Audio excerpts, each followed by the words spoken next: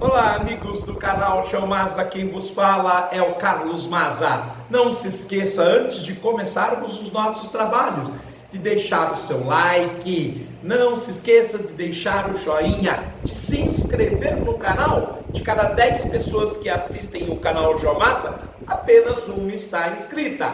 De deixar os seus comentários e de compartilhar o seu vídeo nas redes sociais.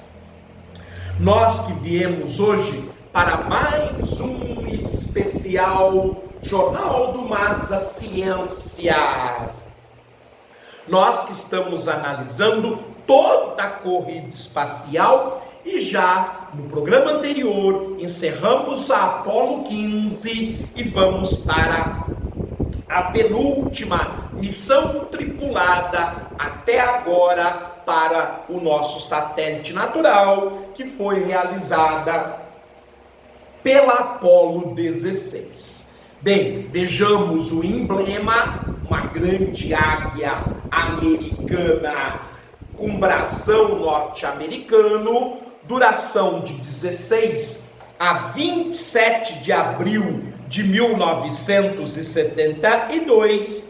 Os tripulantes foram John Young, Kenneth K. Mattingly, Charles Duke. Deu certo? Sim. Os astronautas pousaram no local indicado e trouxeram rochas estudadas até hoje, lembrando que a partir da Apollo 15 as missões foram cada vez mais tecnificadas.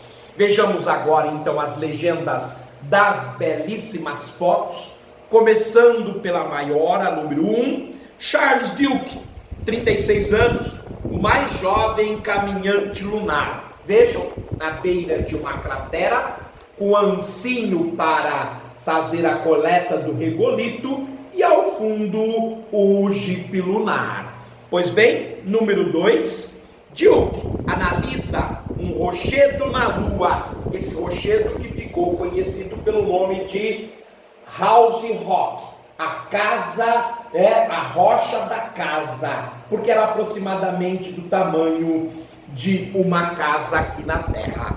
O 3, John Young, em seu Grand Prix, ele correndo uma velocidade grande na superfície lunar. E a quarta foto, a Terra vista da Lua em luz ultravioleta. Muito bem, pessoal, agora vamos ao texto. Até a Apollo 16, todos os locais de pouso haviam sido dentro dos mares. Maria, plural de mare em latim, terminologia criada por antigos astrônomos para se referir às regiões mais escuras e planas da Lua, visíveis mesmo a olho nu. Então, quando você olha para a Lua, aqui da Terra, você vê áreas mais escuras. Aquelas áreas mais escuras são chamadas de mares. Assim como a água tem uma cor mais destacada que a cor da Terra. Então, por analogia, essas áreas mais escuras na Lua são chamadas de mares. Ou próximos a estes mares. Está falando então que até Apollo 16, todos os pousos foram feitos nos mares. Daí a opção no penúltimo voo de fazer uma visita à formação Descartes, que não só ficava nos altiplanos, nos planaltos mais elevados, as regiões que eram mais claras da superfície. Então, quando você olha para a Lua e vê as áreas mais escuras, elas têm menor altitude, enquanto as áreas mais claras são as mais altas. Como estava bastante afastada de qualquer dos mares, falando da formação Descartes. Os cientistas na época acreditavam que a cratera Descartes e seus arredores haviam sido formados por vulcanismo lunar antigo. E um dos objetivos da missão era colher amostras para corroborar ou refutar essa hipótese. Então, como a gente anda comentando, É uma missão jamais dirigida, jamais científica, jamais técnica e que pousou para poder provar ou refutar a hipótese dos derramamentos vulcânicos lunares. Para tripular a penúltima missão de exploração lunar do programa Apollo, a NASA escolheu o veterano John Young, então indo para seu quarto voo, ele que ao longo de sua carreira fez 6 voos, inclusive pilotando o ônibus espacial, Kenneth Mattingly, que havia pegado uma gripe que não se confirmou e que estaria na Apollo 13, que havia escapado da Apollo 13 por uma suspeita de rubéola, e Charles Duke. O lançamento aconteceu no dia 16 de abril de 1972. Foi a segunda missão do tipo J, com mais tempo em solo lunar e instrumentos avançados no módulo de serviço. Originalmente, era para ter sido em março, mas uma série de problemas técnicos obrigaram a NASA a adiá-la. Era a primeira vez que isso acontecia numa missão Apollo a caminho da Lua, mostrando que, vencida a corrida espacial, os gerentes da NASA estavam ficando cada vez mais cautelosos. Um acidente é sempre ruim, mas o gosto seria mais amargo ainda se uma tragédia marcasse o fim do programa, transformando todo o esforço numa vitória de pilho. Então, tudo o que a NASA não queria era ter um fracasso no programa lunar. E isto quase aconteceu com a Apollo 13, porém os astronautas foram trazidos são e salvo, mostrando a capacidade, a engenhosidade e, por que não, a segurança do projeto Apollo. E daí para frente tudo ocorreu bem, apesar dos grandes riscos. A chegada à órbita da Lua se deu no dia 19 de abril, e no dia 21 de abril, após um atraso de 6 horas para lidar com problemas técnicos, o módulo lunar pousou. Com isso, Charles Duke se tornou o mais jovem caminhante lunar, então com 36 anos. Lembrando que o mais velho foi o primeiro astronauta, inclusive, dos Estados Unidos, Alan Shepard, com 47 anos, e o Charles Duke foi o mais jovem, com 36 anos. Normalmente se escolhiam homens maduros na faixa dos 40 anos.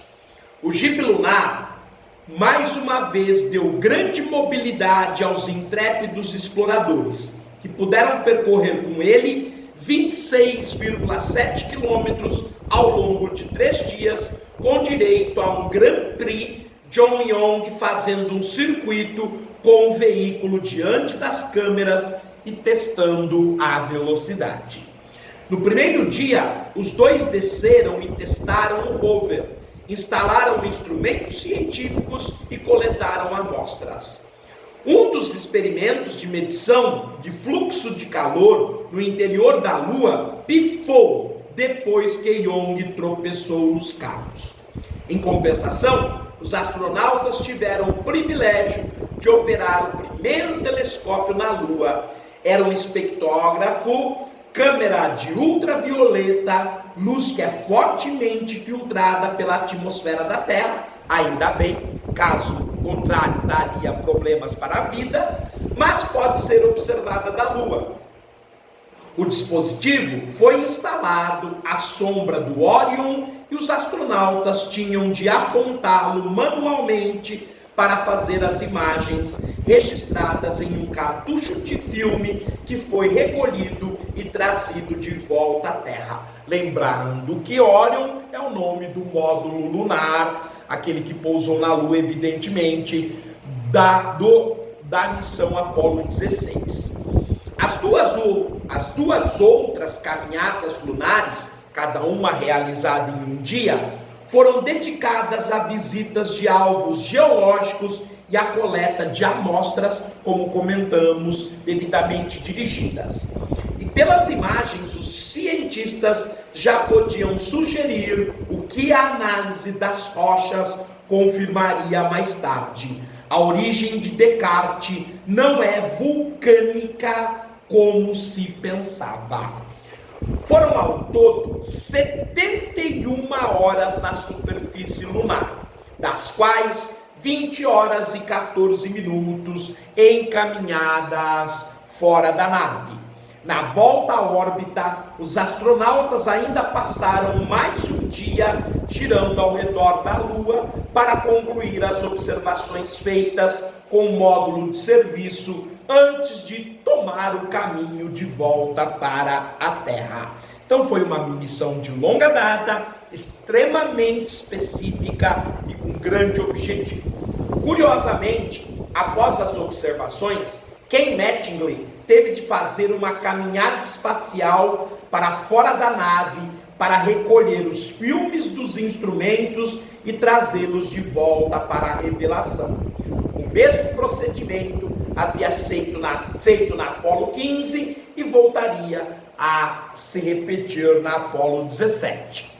Os astronautas pousaram no Pacífico no dia 27 de abril de 1972 e não precisaram passar por quarentena após o retorno, já que após várias missões lunares, eles perceberam que não havia nenhuma ameaça se os astronautas saíssem imediatamente da cápsula e voltassem ao convívio humano. O procedimento havia sido abandonado após a Apollo 14, ponto em que todos já estavam convencidos de que a Lua era totalmente estéril. Pois bem, gente, encerramos mais uma missão lunar e no próximo jornal viremos para fazer a última missão à Lua, que foi a Apollo 17. Por hoje é só, ficamos por aqui. Um forte abraço, tudo de bom, fiquem bem.